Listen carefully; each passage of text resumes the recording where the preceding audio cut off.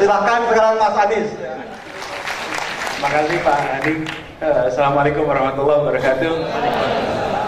Pak Dekan yang saya hormati, Bapak Sukala, Pak Guru, Pak Hani. Mau kapanpun, bagaimanapun yang dikerjakan, dialah yang ngajari jurus awalnya, gitu ya. Jadi kita ini kalau kembali ke sini Pak, seperti perguruan Shaolin itu Pak. Jadi mau sudah belajar jurus-jurus baru, tetap saja di sini ketemu dengan suhu-suhu yang mengajarkan jurus dasarnya. Dan ini meneruskan yang tadi. Memang masa kuliah, bagi masa kuliah itu berat dijalani, enak diceritakan. Sesudah lulus, nanti kalau sudah itu, dan biasanya ini Pak, yang sukses menceritakan betapa tidak sekolahnya dulu. Ya, nah, itu contohnya. Coba kalau ditanya, saya dulu jarang absennya nitip. Saya nggak nitip karena nggak ada absen Pak. Gitu. Kemudian, tapi intinya sebenarnya yang menarik kan begini. Kita sering menganggap masa kuliah itulah masa persiapan. Tapi yang dipandang sebagai persiapan adalah ruang kuliah. Padahal sebenarnya saya sering mengatakan bahwa masa kuliah adalah persiapan masa depan, tapi persiapannya di dalam ruang kuliah dan di luar ruang kuliah. Tapi itu masanya. Dan pengembangan kepemimpinan, teman-teman kalau di Paramadina dan saya rasa sebagian mahasiswa sudah berapa kali kalau diskusi saya sampaikan, IP yang tinggi itu mengantar pada panggilan wawancara. Tapi di ruang wawancara, leadership, entrepreneurship, communication skill, analytical thinking, itu semua yang menjadi penting. Cuma masalahnya kalau IP-nya rendah, tak dipanggil wawancara. Jadi IP-nya harus tetap baik, tetap tinggi. Jadi berapa IP minimal? Ini sensitif untuk banyak orang ini. Saya selalu mengatakan IP minimal itu tidak usah disebut angkanya. Cek saja berapa syarat mendaftar beasiswa S2. Nah, IP-nya harus di atas itu. Jadi dengan begitu maka bisa meneruskan lebih jauh. Nah, di sini menyangkut kepemimpinan, menyangkut leadership. Kalau pengalaman pribadi, kampus ini memberikan kesempatan yang luar biasa pada pengembangan itu. Saya sebenarnya di dalam beberapa tahun terakhir ini posisinya seperti Pak Hani, menjadi moderator Pak. Yang saya moderatori namanya Bapak Muhammad Yusuf Kala. Di sebelah saya, judulnya JK on Leadership. Karena saya banyak belajar dari Pak Yusuf soal kepemimpinan. Dan sebetulnya tiap hari Jumat siang kita ada kursus leadership terbatas di kampus Paramadina. Jadi sesudah selesai Pak Yusuf Kala itu kalau Jumatan di Paramadina, selesai Jumatan kemudian nanti kita ngobrol banyak hal di situ. Tapi yang menarik, proses saya perhatikan leadership development itu bukan sesuatu yang instan, sesuatu yang berkembang terus menerus, dan it's a never ending learning process. Meskipun jabatannya sudah amat tinggi, tapi pembelajaran kepemimpinannya tak pernah berhenti. Dan saya rasa ini modal utama menjadi pemimpin adalah kemauan untuk belajar, kemampuan untuk terus-menerus menjadi pembelajar barangkali. Nah, seringkali sesudah menjadi pemimpin rasanya menjadi Mr. Know Everything. Efeknya lalu mulai tertutup perspektifnya, mulai tidak lagi melihat dengan perspektif-perspektif baru. Apa yang sering terjadi adalah kemampuan untuk melihat dengan perspektif lain itu kunci untuk bisa melakukan terobosan. Karenanya saya sering mengatakan bahwa yang disebut pemimpin itu adalah pemimpi tambah N. Orang bermimpi itu kan perspektifnya lain, bukan? Mimpi boleh dengan perspektif lain-lain. N-nya itu apa? Kemampuan menerjemahkan. Saya nyebutnya nyali lah. Kemampuan untuk guts, untuk mengubah apa yang sekedar menjadi perspektif mimpi itu menjadi kenyataan. Nah, ini sekalian saya coba ingin cerita mengenai polanya. Ada menurut saya dua tema besar di dalam tantangan bangsa kita. ada komponen movement dan ada komponen program. Yang dikerjakan oleh pemerintahan, yang dikerjakan oleh departemen-departemen atau institusi-institusi is program. Tapi yang menjadi tantangan di bangsa keseluruhan is movement, gerakan. Indonesia Mengajar sebagai contoh. Indonesia Mengajar adalah kita gerakan. Apa sih tantangannya waktu itu? Tantangannya waktu itu adalah pendidikan ini gurunya kurang dan kualitasnya rendah. Yang kurang di mana? Di daerah terpencil. 66% kekurangan guru. Tapi mengisi kekurangan guru di sana itu tentu sulit. Munculnya diskusi berempat, berlima. Apa rumusnya sederhana barangkali. Undang saja yang terbaik, ditugaskan ke tempat yang terpencil, tersulit. Nah, masalahnya mau jadi guru SD saja itu sedikit yang mau, apalagi guru SD di tempat yang terpencil. Jadi double ininya tantangannya. Di situ kemudian kita berdiskusi muncul dengan harusnya perspektifnya baru. Yang mengunci kita apa sih? Selalu kita berasumsi bahwa jadi guru, jadi dosen itu seumur hidup. Pasti kalau kita dengar ada orang mau menjadi guru, maka membayangkan dia menjadi guru seumur hidup. Kenapa yang kita perlukan kan guru di sana yang baik, bukan orang yang sama selama 20 tahun di sana. Ya kita gilir aja yang mengabdi. Dari mana ininya truknya muncul? Karena pengalaman KKN dan pengalaman interaksi dengan almarhum Pak Kusnadi Harja Sumantri. Beliau waktu itu rektor di sini pas saya aktif, dan beliau adalah penggagas namanya PTM, Pengerahan Tenaga Mahasiswa. Ini jauh dilakukan sebelum ada Teach First, Teach for All. Kita sudah melakukan tahun 52. Dan Pak Kusnadi selalu cerita ini. Semua yang pernah mengalami eranya Pak Kusnadi pasti ingat Pak Kusnadi cerita soal PTM. Jadi bisa adopsi pola ini dengan cara mengundang anak-anak. Nah, kita coba waktu itu. Kita pikir kalau gagasan ini ditawarkan di Gajah Mada, itu barangkali banyak yang mau. Kalau Gajah Mada nggak terlalu aneh, mau ikut turun tangan ke kampung-kampung. Jadi kita coba di kampus yang kira-kira paling tidak mau jadi guru SD. Kira-kira kampus mana yang paling nggak mau? Kalau berani menyebutkan ini, kita pilih Institut Teknologi Bandung. Karena kita pikir ITB ini yang mungkin paling jarang mau jadi guru SD. Dicoba di kampus ITB. Sebagai gagasan, tawarkan, dan apa yang terjadi? Kita bikin focus group discussion 30 orang. Dari 30 orang itu yang berminat untuk mau menjadi guru. Ini kalau jadi guru paketnya begini. Kalau menjadi pekerja di private sector paketnya apa? Gajinya dan lain-lain. Yang mau jadi guru 0, gak ada yang mau. Gak ada yang berat. Gajinya dinaikkan 2 kali lipat, tidak ada yang tambah. Diubah gajinya menjadi lebih tinggi lagi, gak ada yang berubah. That's it. Di sini menurut kami tantangannya bahwa kita selalu menawarkan aktivitas ini sebagai pendekatan program. Dan program itu, ini rewardnya, ini tugasnya, dan dari situ kita melakukan aktivitas yang dalam tanda kutip transaksional. Where is the value? Di mana value-nya? Di situ kemudian mengatakan ada komponen lebih besar, komponen movement. Di dalam movement ada komponen program. Nah, di sini pendekatannya tidak programatik, tapi pendekatannya movement. Di dalam situ, dan kami merasa sebenarnya Indonesia ini didirikan dengan spirit movement, bukan spirit program. Nah, di situ kemudian kita menawarkan kepada para sarjana kembali di ITB juga, kita tawarkan, Anda ingin setahun di mana Anda bisa mengatakan di ujung, I have served my country. Berapa banyak anak-anak yang hari ini anak muda yang mereka memiliki posisi-posisi kesejahteraan yang tinggi, yang baik, tetapi tak bisa mengatakan dengan confidence, saya bermakna untuk lingkungan saya. Mau Anda punya anak murid yang kemudian hari mengatakan, terima kasih Pak, terima kasih Bu, saya menjadi seperti ini karena dulu Bapak mengajar di desa saya.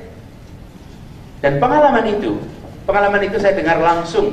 Waktu itu hari Jumat, ada temannya Pak Yusuf, Pak, yang dokter dari Parepare itu, apa namanya, Pak Dr. PMI. Pak Farid itu Jumatan di sebelah saya. Selesai Jumatan, beliau itu tanya, Mas sibuk apa? Ini kejadian 3 tahun yang lalu kira-kira. Saya katakan, dia ngurus para Madinah sama Gerakan Indonesia Mengajar. Apa itu? Saya jelaskan. Setelah saya jelaskan, apa beliau? Emosional Pak Farid itu Pak, waktu mendengar itu.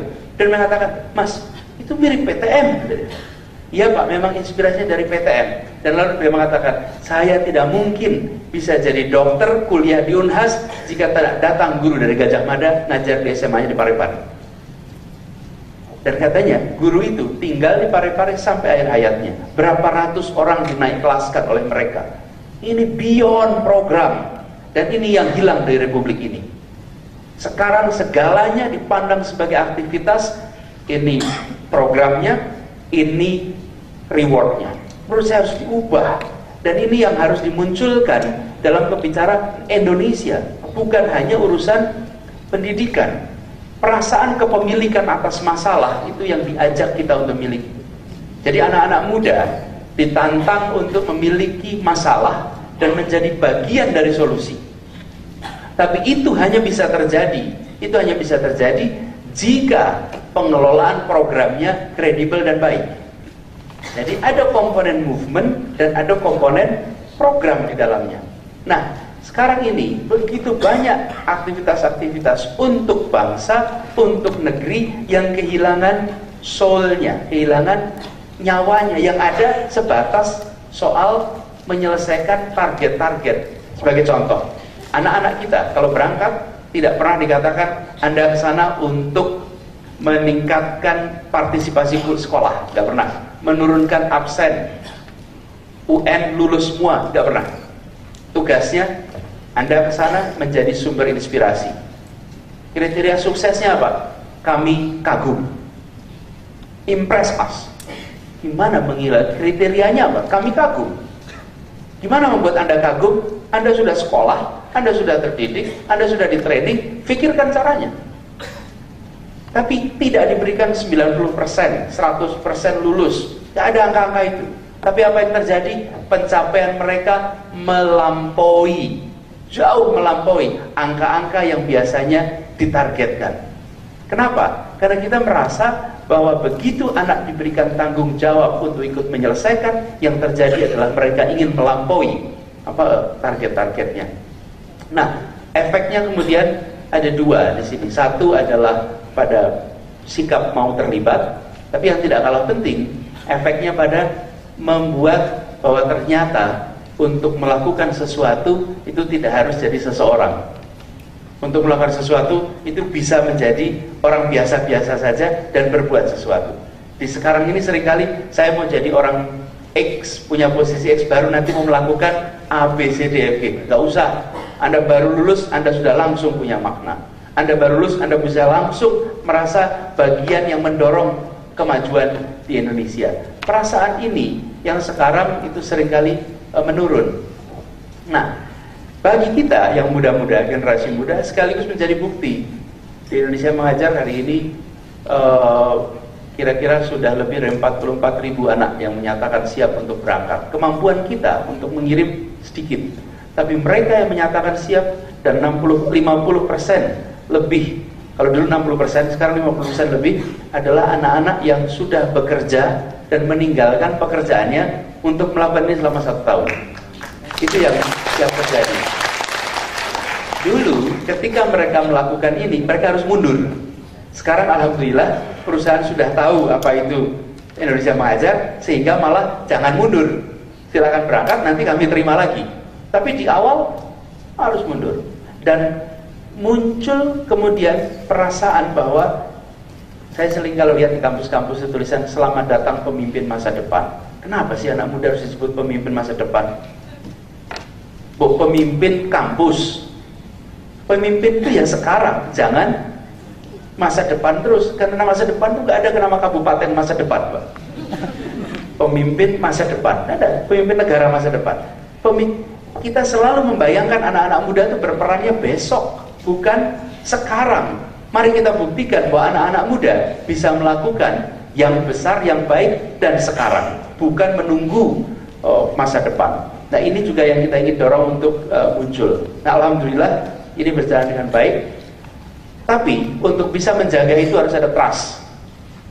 Tadi Pak Hani menyebut trust. Trust itu key-nya. Buat teman-teman mahasiswa boleh ditulis rumusnya. Trust sama dengan, boleh kan nanti keluar di quiz nanti. Kalau ambil mata kuliah Pak Hani nanti tanya itu Pak. Trust sama dengan nomor 1 competence tambah integrity tambah intimacy kurangi self interest. 3 yang pertama itu membuat trust level itu naik. Trust level itu naik. Kompetensnya, integritinya, dan intimasinya. Ada orang integriti kompetens rendah, tapi intimasinya tinggi sekali. Karena kedekatan maka menjadi trust. Belum tentu komponen kompetensinya itu tinggi. 3, begitu ada komponen self interest maka dia mengurangi trust. Komponen self interest mengurangi trust pasti. Nah di Indonesia hari ini yang sering tidak terkelola dari kepemimpinan adalah komponen yang keempat ini. Itu yang tidak terkelola. Self interestnya terlalu tinggi. Karena self interest terlalu tinggi, kompetens tinggi, integrity tinggi, intimasi tinggi pun menjadi skor trustnya menjadi rendah. Total skornya menjadi rendah karena self interest. Disinilah sebabnya kenapa hari ini mereka-mereka yang bergerak di wilayah publik itu sering trust levelnya rendah karena self interestnya yang amat tinggi. Wilayah publik bukan wilayah baru. Ini juga saya alami Pak. Begitu saya menyatakan siap ikut konvensi, mendadak persepsi atas self interest naik kan? Mendadak naik kan? Lalu komponen trust menjadi menurun. Padahal kompetensi saya tidak berubah, integriti saya tidak berubah, kemudian intimasi tidak berubah, tetapi mendadak ada persepsi atas self interest yang naik, lalu skor trust mengalami itu hanya bisa dibuktikan lewat nanti ketika dalam perjalanan self interestnya di mana. Dari situ kemudian muncul akan trust itu bisa seperti yang diharapkan atau tidak. Di sini menurut saya kepemimpinan di Indonesia yang kita ingin coba bangun Indonesia Mengajar adalah trust. Kita menyebutnya hub of trust, termasuk keuangannya, kemudian aktivitasnya. Tanpa trust ini tidak berjalan. Tanpa trust tidak berjalan. Dan saya membayangkan Indonesia ke depan itu membutuhkan kepemimpinan yang trustworthy, kepemimpinan yang bisa dipercaya. Kalau kepemimpinan ini bisa muncul dengan trust yang kuat, maka orang tidak lihat lagi berada di wilayah mereka, wilayah publik atau wilayah private atau wilayah third sector. Di mana saja mereka berada itu akan mengalami sebuah kepercayaan yang tinggi. Nah, di situ menurut saya kuncinya. Jadi mudah-mudahan kalau ke depan bicara kepemimpinan, let's make sure kepemimpinan ke depan itu trustnya itu tinggi. Dan dengan situ kita bisa harap Indonesia lebih baik. Terima kasih. Tadi di kelas tidak ada rumus tadi, jadi dia mengembangkan sendiri. Jadi saya bisa empower dia mengembangkan ilmunya. Dan saya ingat Pak Andi, saya nambahin sebentar. Saya ingat kenapa saya ngerjakan skripsi ini Pak Yusuf, interupsi sebentar Pak Yusuf. Jadi itu adalah dies natalis tanggal yang sama Pak. Dies natalis di Hotel Radisson di Demangan, Jogja Plaza. Pembicaranya waktu itu Dirjen Pajak Pak Fuad, Pak Wazir. Selesai acara itu Pak, saya panitia, termasuk yang jemput-jemput pembicara begini nih, panitia. Lalu selesai acara di belakang ngobrol. Ada teman saya, adik kelas tanya, Mas mau lulus kapan? Saya itu kalau udah ditanya lulus agak sensitif. Itu sudah saya masuk tahun 5,5. Jadi sudah harusnya selesai. Jadi saya bilang insya Allah pengen wisuda itu bulan November ya kalau nggak salah. November wisuda. Oh berarti sudah mau ujian? Belum nulis skripsi saya. Betul-betul, jadi begitu loh Mas, itu memasukkan untuk ujian terakhir tanggal sekian, baru semuanya sadar. Mulai agak keringat dingin, panik ketemu Pak Hani. Saya sudah bilang sama Pak Hani bahwa akan jadi bimbingannya. Pak Hani, saya kepengen wisuda besok. Dan jawaban beliau itu sangat encouraging. Yoraiso.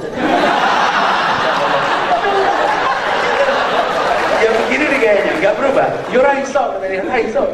Lah kowe sapa? Ya saya belum apa-apa. Yo ra iso. Saya itu betul-betul dapat encouragement waktu itu dari beliau. Saya bilang, Pak, gini, bukan encouragement, tapi challenge. Challenge. Saya bilang, gini Pak, saya masukkan proposalnya besok. Saya akan langsung kerjakan. Karena datanya saya sudah kumpulkan, datanya sudah dikumpulkan. Kumpulkan berapa bulan dan boleh dikatakan datanya barangkali paling lengkap, skripsi paling mahal mungkin Pak. Karena dibiayai oleh PAU 106 perusahaan multinasional seluruh Indonesia. Sari ada di sini tuh, ikut beberapa penelitiannya. Jadi datanya kaya, tapi belum ditulis. Skripsi yang baik adalah skripsi yang selesai. Jadi kalau tidak selesai ya bukan skripsi. Datanya ada, dia belum mulai. Dari situ kemudian mulai nulis dan alhamdulillah besoknya memasukkan surat untuk izin ikut menulis skripsi. Minggu depannya memasukkan surat untuk ikut ujian. Dan yang menerima itu di kantor tata usaha itu sempat bilang, Mas, perasaan baru minggu lalu ya Mas ya? Apa bukan orang lain gitu? Dan alhamdulillah kemudian selesai 2 minggu, mudah-mudahan kuliahnya boleh panjang, tapi skripsinya paling singkat.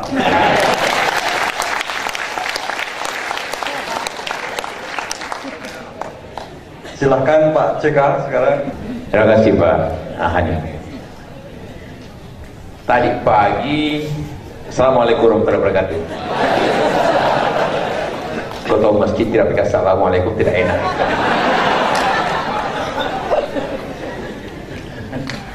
Tadi pagi sebelum kesini saya dari Bandung. Antara lain ketemu wali kota Bandung yang baru diangkat kemarin, kasih selamat itu aja. Terus karena situ banyak wartawan nanya, bagaimana nih wali kota? Ya baik. Pertanyaan kedua, apa perlu belusukan kayak Jokowi? Saya bilang Jokowi, Ridwan Kamil di wali kota Bandung. Siapapun yang mengekor tidak pernah sukses. Selalu yang sukses itu yang otentik. Karena itu begitu Ridwan Kamil bikin nama belusukan langsung diketahui semua orang kan, bahwa dia mengikuti Jokowi dan dia tidak akan pernah sukses. Jadi follower tidak pernah sukses. Selalu yang sukses itu ialah yang inisiatif, yang original. Karena itulah barangkali dibicarakan di sini authentic leadership. Memang kan itu memang yang leader itu harus punya suatu ide yang original dalam banyak hal. Walaupun ya tadi berbicara soal hampir sama dengan Pak Ino dengan Anies soal sekolahan. Kan ada buku yang baru saya baca dan juga di Harvard sering bicarakan. Yang dapat A di Harvard jadi konsultan. Yang dapat B jadi manajer atau pegawai pemerintah. Yang dapat C owner perusahaan yang mempekerjakan A dan B. Iya, itu umumnya. Sebenarnya masuk akal. Karena kalau cari orang konsultan pasti yang IP yang paling tinggi dicari kan. Mana C yang dicari? Tidak, pasti A. Oh, boleh. Yang tidak bisa dapat jadi konsultan jadi manajer lah menambah di perusahaan atau pemerintah. Yang B tidak pernah bisa dipanggil kan. Jadi perusahaan sendirilah, akhirnya jadi owner perusahaan. Jadi itu biasa begitu. Ya. Tapi bicara seperti itu saya juga tidak pernah dapat A terus terangnya B. Rupanya kita sama sih, tadi soal skripsi. Ini cerita dulu. Jadi karena aktif di mana-mana, ya ketua senat, ketua HM macam-macam lah ya. Akhirnya tidak pernah bikin skripsi. Bapak saya sudah tahu kapan tamat. Akhirnya sudah malu juga, harus segera.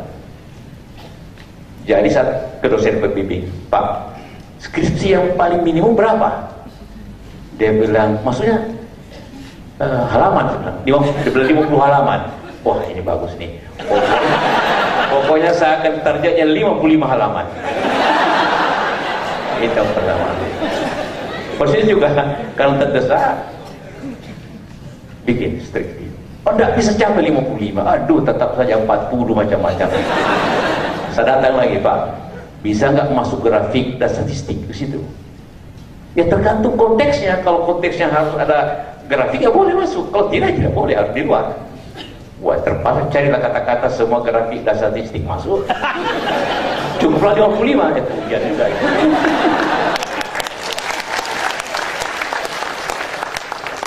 Tapi justru skripsi ini yang sederhana ini yang menjadikan saya kemudian kepala bulog. Karena skripsi saya tentang beras di Sulawesi Selatan.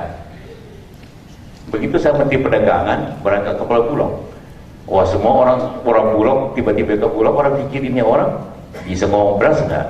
Karena masih ingat skripsi itu 20 tahun lalu saat kuliah tentang beras, baru orang taat bahwa saya lebih pintar dari dia ternyata karena skripsi saya. Jadi ada gunanya juga skripsi yang sederhana. Nah, itu kira-kira. Sering orang nanya, Pak Yusuf bagaimana? Saya mengalami 3, tadi sudah dikatakan Pak Hani, 30 tahun di perusahaan, 10 tahun di pemerintahan, 3 tahun sekarang urus sosial. Apa beda kepemimpinan di 3 tempat itu? Kalau perusahaan, yang paling penting objektifnya. Prosedurnya kita bisa rubah-rubah setiap saat. Artinya kalau kita mau ingin jual sekian kendaraan atau apa saja, jual cash tidak bisa, kita rubah dengan kredit ataupun dengan cara tambah salesman apapun namanya, ataupun produksinya kita perbaiki. Yang penting kita mencoba objektifnya. Jadi seperti itu. Kalau pemerintahan, itu yang penting prosedurnya yang salah. Hasilnya boleh kurang-kurang tidak apa-apa. Yang penting jangan bersusah, jangan dipanggil Pak Bambang tadi itu. Itu banyak di pemerintahan. Harus ikut prosedur. Karena itu kenapa pemerintah agak lamban. Lihat saja SK-SK kan. Kalau SK kantor pemerintah pokoknya menunjuk saudara untuk jabatan manajer selesai 1 halaman. Tapi kalau SK pemerintah menimbang, membaca, mengingat lagi apa sebut panjang lebar, sehingga 3 halaman pada putusannya mengangkat ini menjadi kepala apa. Boleh aja SK itu jadi panjang. Yang penting jangan salah prosedur, jangan ada satu pasal kelupa gitu. Kalau swasta perusahaan dapat pasal-pasal itu pokoknya jadi manajer, dia manajer sudah gitu kan, jalankan aja gitu kan. Nah, itu perbedaannya. Kalau sosial, yang penting menyelamatkan orang, biayanya jangan hitung dulu. Waktu berapi di sini, pokoknya kasih selamat orang di atas, berapa umum adanya. Kasih makan orang, di mana caranya. Tapi semua itu selalu ada faktor perhitungan bisnis yang harus. Jadi autentik itu tergantung background kita, tergantung sejarah kita, atau sering orang sama mengatakan saya, Pak Yusuf, ini kan hati-hati, ini zaman orang Jawa ya, jangan berlebihan. Orang Bugis kan suka terus terang. Saya bilang, kalau saya harus seperti orang Jawa, mati saya tidak bisa kan. Sama orang Jawa tidak bisa jadi orang Bugis juga, tidak bisa terus terang kan. Jadi bagaimana saya terus terang, tapi tidak mengganggu orang, tidak tidak kasar, itu yang penting. Sama juga orang Jawa bagaimana kultur itu menyampaikan sesuatu, tapi orang tahu, tidak hanya sinyal-sinyal kadang-kadang itu kan. Jadi kita tetapi bisa harmoni di antara orang menyesuaikan diri. Karena merubah diri tidak bisa. Jadi sama saja kasusnya Jokowi, dia berusukan begitu bahwa Messi itu sampai, tapi dia tidak bisa seperti orang Batak gitu, untuk contohnya terus termarahi orang terus terang gitu kan. Jadi tapi itu atau Ahok terus terang, kalau dua-duanya kayak Ahok mati lah Jakarta itu berkala itu. Atau dua-duanya belusukan, siapa yang kerjakan di kantor itu kan susah juga kan. Jadi memang selalu ada kombinasi dan koordinasi itu. Nah, bangsa ini sebenarnya gampang dipimpin sebenarnya, selama tadi memenuhi beberapa hal. Yang paling penting mencapai tujuan dan tidak ada kepentingan sendiri. Saya ambil contoh saja yang paling gampang, yang paling terakhir, mungkin kalau Bapak ada yang baca tentang kemarin kita resmikan Komodo 7 Wonder. Karena tugas pemimpin itu yang pertama mempengaruhi orang. Itu yang pertama sebenarnya, selalu ingat, mempengaruhi orang. Karena pemimpin itu ialah bagaimana mencapai tujuan, hasilnya jelas, dan orang ikut. Tapi risiko tentu kita bertanggung jawab. Maka yang pernah melakukan mempengaruhi orang, tanpa bisa mempengaruhi orang dengan trust tentunya, dengan segala macam, atau dengan keteladanan, tidak mungkin itu pemimpin jalan. Kalau tidak, maka dia hanya atasan. Itu beda atasan dengan pemimpin, leader. Atasannya atasan, mau apa?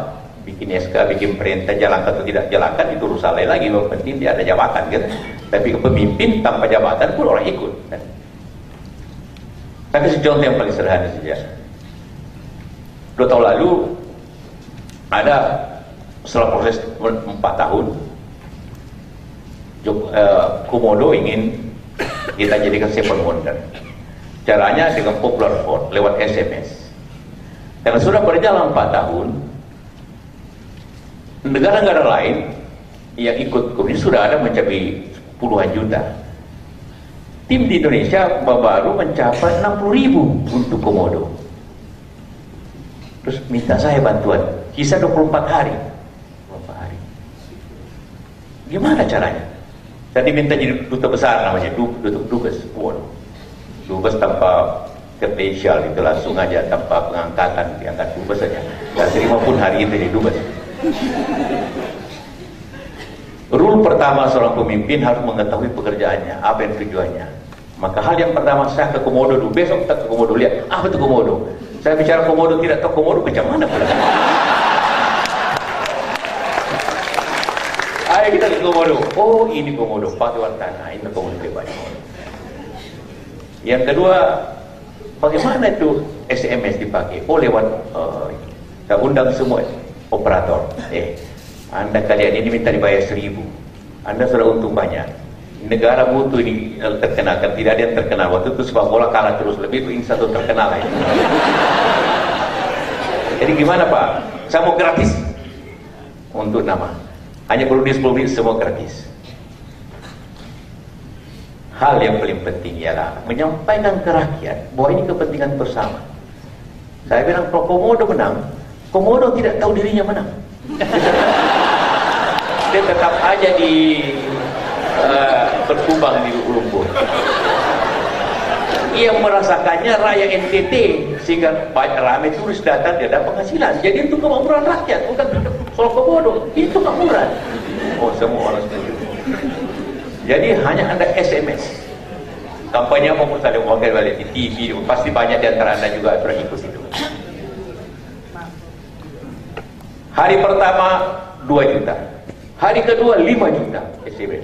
Bobol itu provider itu udah punya bobol. Ditambah tiap hari puluhan juta, terakhir itu 20 juta satu hari, bobol terus. Itu provider punya apa namanya frame-nya. Waduh, terakhir 200 juta total. Ada berulang-ulang tentu. Rekor seluruh sepoduan itu tidak ada yang bisa mencapai 200 juta dalam 24 hari. Apa inti daripada itu? Rakyat ikut kalau itu kepentingan bersama, tapi kita tidak ada interest dan jelas kita message-nya. Yang kedua, saya kasih contoh saya boleh gampang. Bagaimana kita mempengaruhi orang sehingga ikut dan dikerjakan sebaiknya.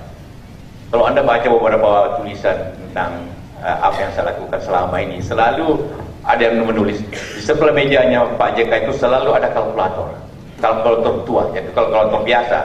Karena saya tidak tahu pakai internet, apa itu komputer terus terangnya. Pakai saja ya kalkulator 10 digit selesai kan.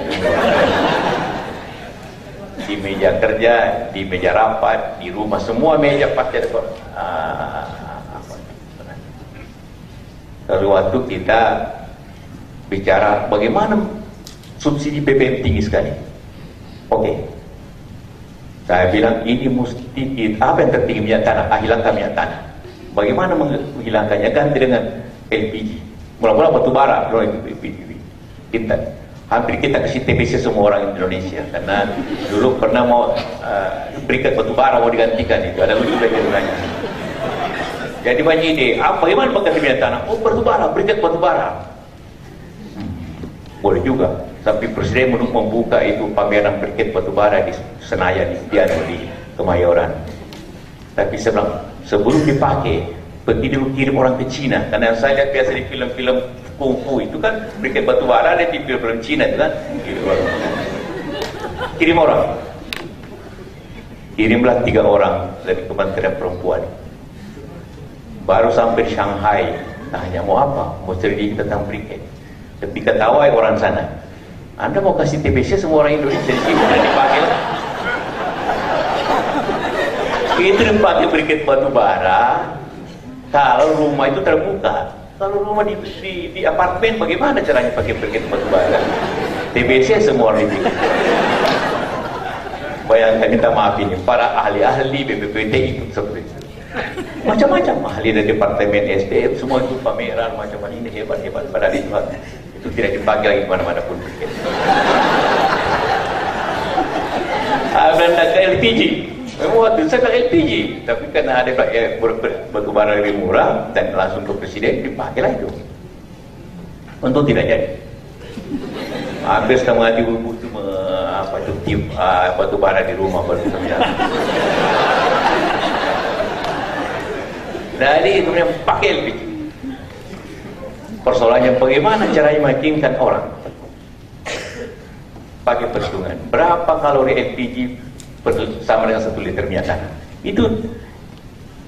Itu biaya, saya ingat, biaya untuk merubah itu konsep itu butuh 15 triliun. Penghematannya setahun 50 triliun setahun. Ongkos risetnya 1.800.000 rupiah. 1.800.000 itu harga 2 kompor, kemudian 1 timbangan.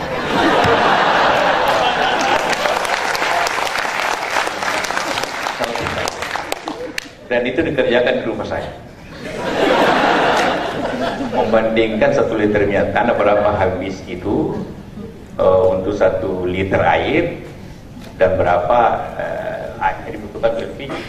Diambil kesimpulannya 1 liter minyak tanah cocok sama dengan setengah kilo, 0,4 kilo LPG. Oh, berarti LPG lebih efisien. Nah, pertanyaan berikutnya, coba minta maaf untuk Kejamada. Setelah itu supaya kelihatan ada bagus proposalnya dan risetnya, saya suruh minta Trisakti untuk selidiki secara lab tenaga fakultas mineralnya. Kenapa Trisakti? Karena dia swasta. Kalau nanti universitas pemerintah, nanti pula dikira kita ada momen sedikit kan antara pemerintah dengan pemerintah. Jadi Trisakti yang suka demo itu kita suruh selidiki.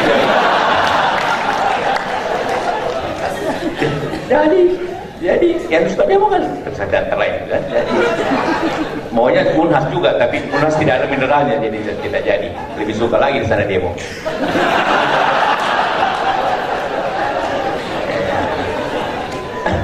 Ya langsung bakar. Nah, ini setelah itu bagus semua. Coba satu-satu. Nah, pertanyaannya itu supaya saya singkatkan.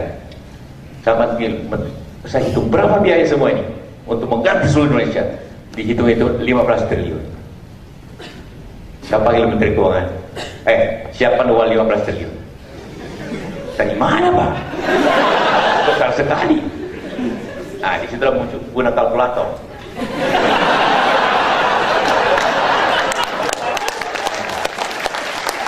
Kalau ini selesai menghemat 50 T subsidi, ongkosnya 15 T. Jadi IRR-nya 250 T. Jadi 250%. Apalagi kalau kan di MBA belajar IRR kan, kalau 20% saja kita setuju, apalagi 260%. Saya bilang, Anda belajar ekonomi di mana nih? Ini 250 IRR-nya, Anda mesti tanya, kau terus tanya, pokoknya siapkan uang 15 T. Kita ganti semua ini minyak tanah dulu. Belajarnya gampang, kita potong subsidi dulu yang ada. Nah, itulah hasilnya, potong subsidi, pakai semua tanpa tender karena tidak melanggar apa-apa. hanya jalan, dan itu yang terjadi. Sehingga orang mulanya tidak setuju. Yang tidak setuju termasuk Jokowi. Solo tidak mau, Solo tidak mau. Ya bukan Jokowi, Solo tidak mau. Ya waktu itu, saya bilang biarin aja. Saya datang Pertamina, Pak, Solo tidak setuju. Tidak apa-apa. Pokoknya ganti seluruh Jawa Tengah terkecuali Solo. Kemudian di Solo jangan kasih minyak tanah lagi, bahwa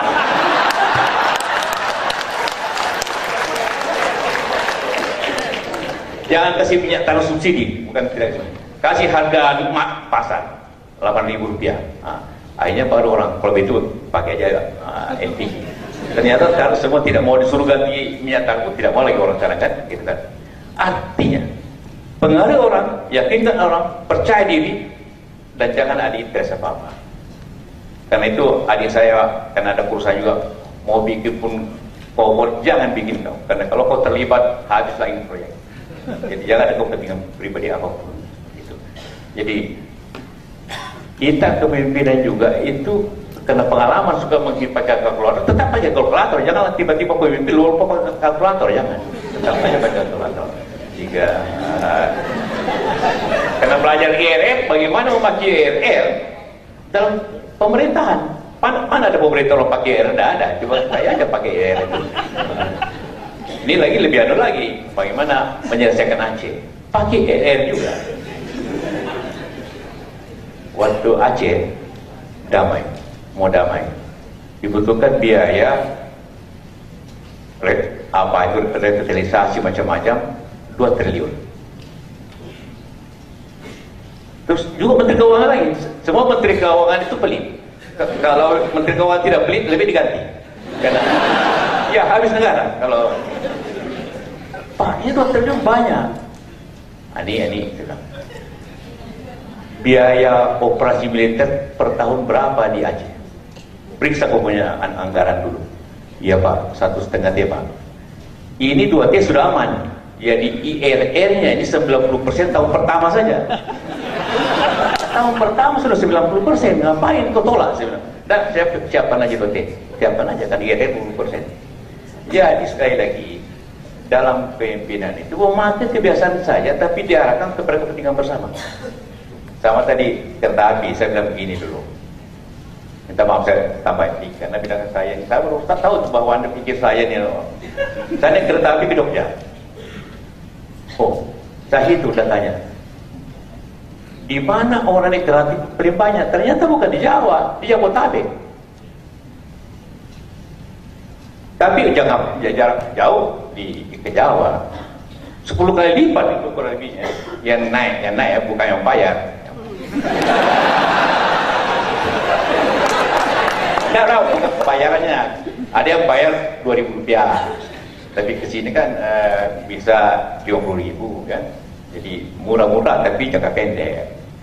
Jadi saya bilang bagaimana mungkin suatu perusahaan bisa menangani 2 sistem sekaligus, satu yang jarak jauh dengan kurang penumpang dan selalu komuter. Ini komuter mesti robah itu orasinya, satu PT untuk komuter, satu jangka panjang ya. Itu antara lain. Kemudian ini perbaiki semua atas anggaran. Inilah yang menghidupi ekonomi Jawa ini, kereta api ini. Itu saja sebenarnya cara perhitung ekonomi aja. Jadi segala sesuatu jangan tiba-tiba pemimpin lupa ada pelajaran ekonomi di otak gitu kan.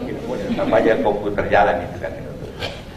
Bagi saya yang penting sekali lagi bagaimana memimpin dengan hasil yang baik untuk seluruh masyarakat. Itu aja, bahwa kemudian dengan yang baik, tapi bagaimana semuanya secara baik dan dinikmati sama orang. Itu aja. Terima kasih. Iya.